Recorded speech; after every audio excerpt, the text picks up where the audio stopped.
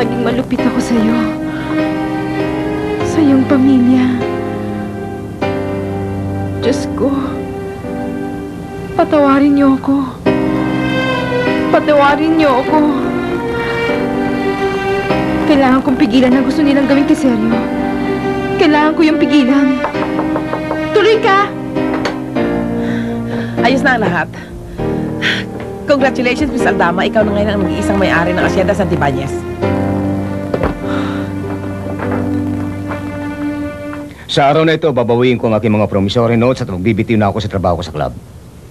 Umaasa kong balang araw. Ano nangyayari sa'yo, Sergio? Anong problema? Mula na magkita tayo papuntang opisina ng notary, napansin ko labis ka nag-alala. Bakit? Hindi maganda ang nangyayari, Papa. Para bang may isang sumpa sa akin. Pero, mas mabuting huwag na natin pag-usapan ito ngayon. Hindi. Ngayon na. Sabihin mo sa akin, kahit ano pa siya. Pinaalis ako sa Valle Encantado. Pinapaalis ka? Pero bakit? Para daw sa lahat. Kanina lamang inasa hotel ang inspektor ng gobyerno ng Valle Encantado. Binigyan niya ako ng 24 oras para umalis. Kung hindi ko gagawin yun, kakakusahan nila ako at ikukulong. Pero ano bang nagawa mo, iho? Yan ang hindi ko maintindihan, Papa. Alam mo ba ang bintang sa akin? Ano? Ang pagiging smuggler. Nakahanap sila ng magandang dahilan para patalsikin ako sa Valle Encantado dahil sinabi ko kay Natalia hindi ko siya pakakasalan. At dahil si Marimar hindi tumitigil sa paghiganti. Kailangan may dapat kang gawin. Ang umalis, Papa. Wala na akong magagawa pa. At saan ka na mapupunta? Sa Mexico. Sa aking apartment. Pero ang team mo ay dito halos naglalaro. Kailangan magpalit ako ng team o magsimula ako na ibang bagay. Ako man, kinakailangan umalis na rin dito. Yan ang hindi ko alam, Papa. Iniisip kong bayaran ang aking mga utang. Gawin nyo. Bayaran na ninyo hanggat maaga. Anong gagawin ko pagkatapos eh? Hindi ako pwedeng bumalik sa Mexico. At natatakot din ako manatili dito. Posible ang mga taong gusto magparusa sa iyo ay gugustuhin din akong parusahan. Ang lahat ay dahil kay Marimar.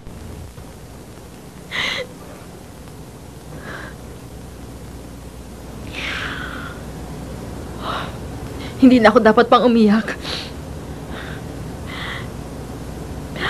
May kinalaman din ako sa nangyari kay Sergio. Ako, sa kabila ng labis na pagmamahal sa kanya, kinakailangan ko ipaghiganti ang pagkamatay ng aking mga lolo. Pancho! Pancho!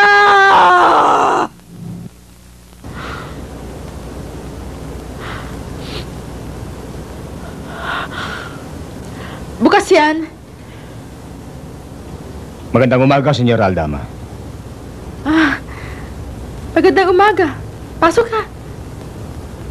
Maaari bang hanapin mo ang aking mga promissory notes? Para bawiin ang mga yon. Siyempre naman.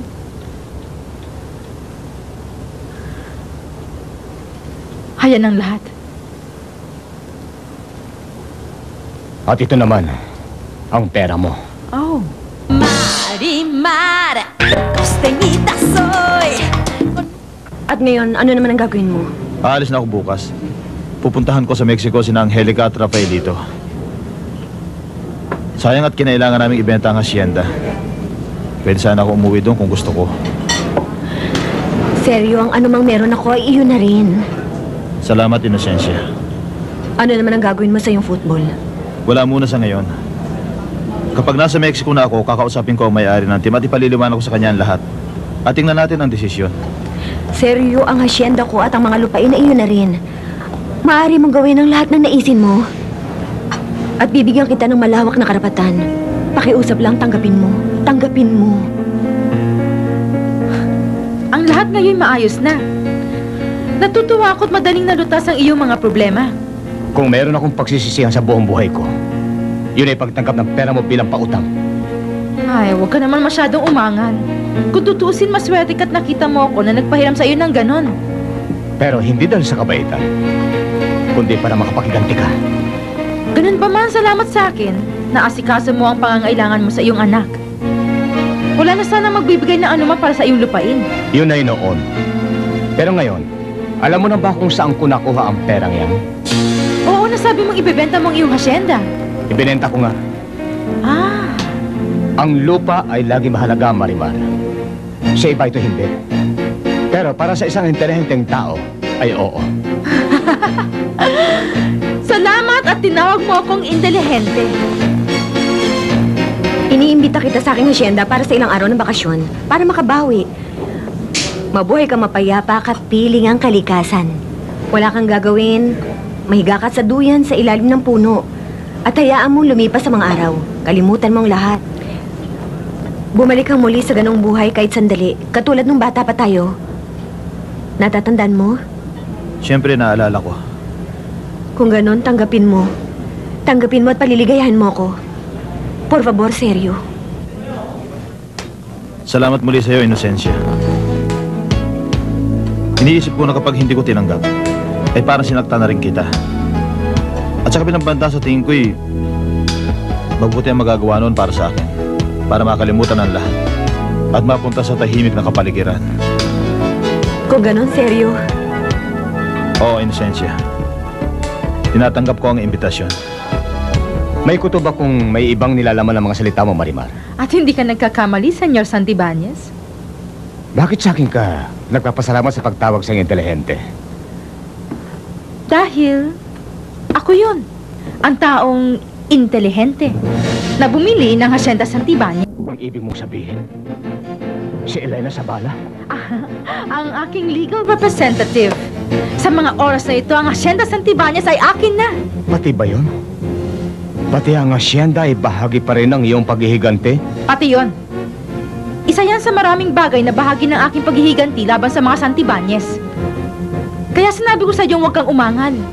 Dahil binigyan kita ng higit sa tunay na halaga ng hasyenda at alam mo yan. Hindi ako makapaniwala na ikaw pa rin ang dalagang galing sa playa na walang alam mula sa San Martin de la Costa. Kayo ang nagbabago sa akin. Kaya nagbabayad kayo ngayon. At lagi mong tatandaan, Senyor Santibanez, hindi ka patapos sa pagbabayad. Hindi sa iyong panloloko. O sa kamatayan ng aking mga lolo.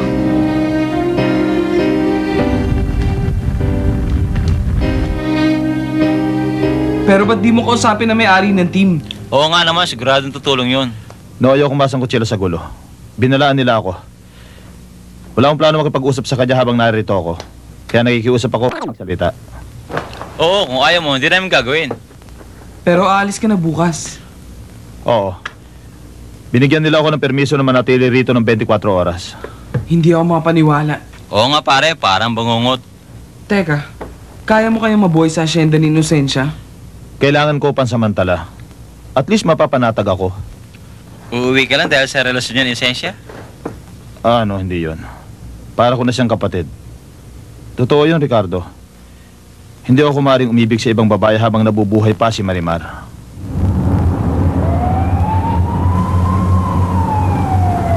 Salamat na lang ang tinawagan ako ni Sergio. Labis na ako ninenervyos.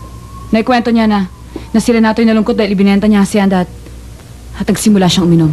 Isipin mo, kahit na gano'n niya kamahal yung lupain, sa ikabubuti. Binayaran niya ang pagkakautang niya kay Marimar at maaari na siya magsimula. Habang ako ay nagsisimula kasama si Sergio. Kung gano'n ay, dadalhin mo siya sa iyong hacienda? Oo, Angelica. Isasama ko siya at gagawin ko siyang bago. Minahal ko siya ng lubusan at ngayon ay magkakasama na kami. Kahit na bilang isang kapatid. Umaasa akong pag-iisang ito ay makakabuti para kay Sergio. Matapos ng lahat ng mga nagawa sa kanya. Huwag na huwag ka magdududa. Labis siyang tatanaw ng utang na loob sa'yo. Pero hindi niya ako mamahalin. Anong malay natin? Magbago ka na rin, Inocencia. Ibang-iba ka na. Labis ako natuwa na makita kitang nagbago. Kung magbago ka na isip para gawin yon, hindi magiging mahirap. Mahal pa rin niya talaga si Marimar. Maaari mong gawin na makalimutan niya siya. Subukan mo, Inocencia. Subukan mo. Gawin mong makalimutan ni Sergio ang babaeng hampas lupa. Aalis na siya. Oo, alam na natin yon. Masaya ka na siguro. Hindi pa lubusan hanggat hindi mo pinaalis ang isa pa. Pwede ba wag mo na naman simulan ng gulo? Oh, sige. Pero huwag niyong kalilimutan na naghihintay lang kayo ng oras, Papa. Kalimutan mo na yon. Wala akong gagawin kahit ano kay Belia. Kung ganun akong gagawa. Huwag mo na subukan, Natalia. Kung nasaktan ko si Sergio, ganong mahal ko siya. Paano pa kaya hindi ko masasaktan ng babaeng dapat sisihin ang lahat ng ito? Sinasabi ko sa'yo, huwag mo nang subukan.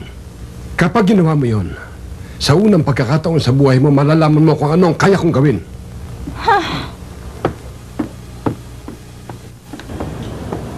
Kumusta nangyari?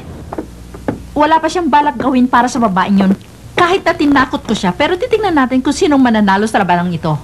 Aalis na ba si Sergio bukas? Oo. Alam na namin pareho. Kung gusto mong sumama sa amin, Isabel, iniisip kong pumunta sa airport bukas at magpaalam sa kanya. Oh no, Natalia, wag! Naroon ako para ipaalala sa kanya kung sakali nakalimutan niya na ako ang tumapo sa kanya.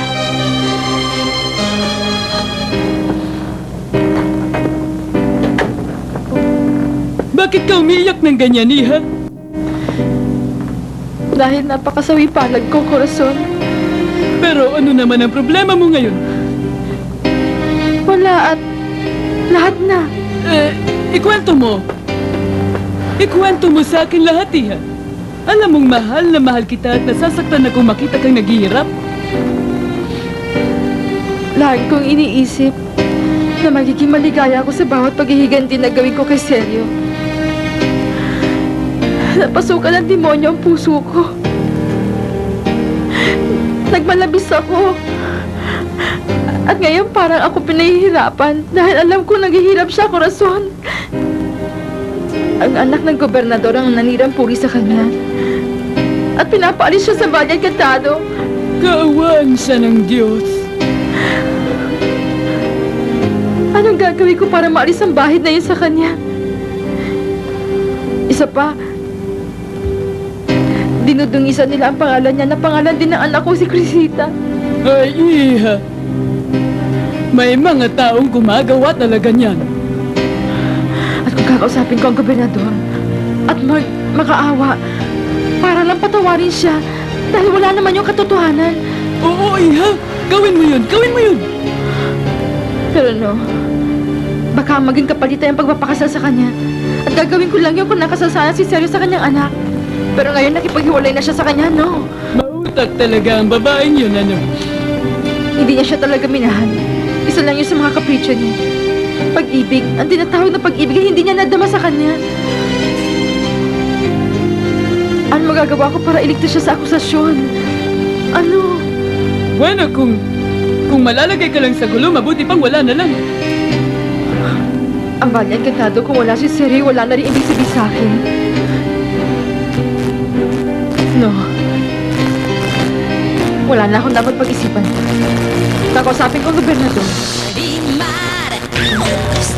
Costeñita soy, con mis abuelos. Noon lamang nakalipas na ilang araw tayo'y magkasintahan. Bakit? Hindi na ba tayo ganon? Tingin ko si Natalia isang napakatinding sagabal. Dumaan siya sa isang napakahirap na pangyayari. At yun ay hindi kaila sa'yo. Ang paghihiwalay nila ni Sergio Santibanez. Oo, sinaktan ng lalaking yun ang aking anak. Pero hindi niya na magagawa yun sa iba pang mga babae rito. Papa, noon lagi kong isinusumbat sa inyo ang kagustuhan niyo sa asyenda. Pero ngayon wala na sa akin yun dahil sakit at galit ang nararamdaman ko. Ganon din ako.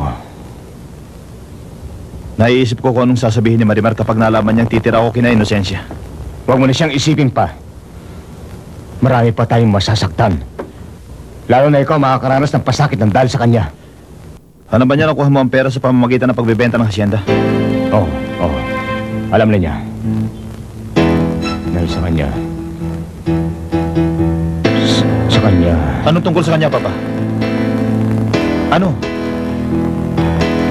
Sa tingin ko hindi dahil nakipaghiwalay siya sa iyong anak. Si Sergio karapat-dapat sa paninirang puri na binigay ninyo sa kanya. Higit pa ron ang dapat. Pasalamat sa hindi ko nga siya pinakulong. Hindi naman basta babae lang ang sinaktan niya. Yun ay anak ng gobernador ng Valle Encantado. Kahit na ba? Walang sino mang may karapatang gumawa ng ganong akusasyon ng pawang kasinungalingan. Nasa akin ang pagkakataon. Bueno, kung magmakaawa ko sa iyo para bawiin mo ang akusasyon, gagawin mo ba?